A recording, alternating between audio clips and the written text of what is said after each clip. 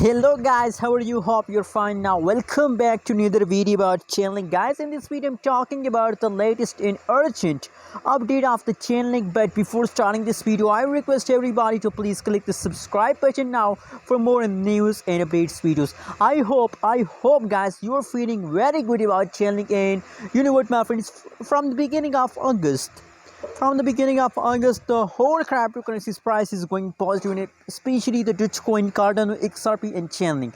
These four coin is also positive in the from the 1st August. And my friends, my prediction is 100% positive about these coin, my friends. So I really recommend for everybody that please invest in this coin. This coin is a long-term project, so invest for long term.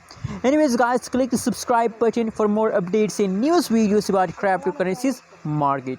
So guys, today the live price of the Chainlink in the cryptocurrencies market is 24.06 USD dollar.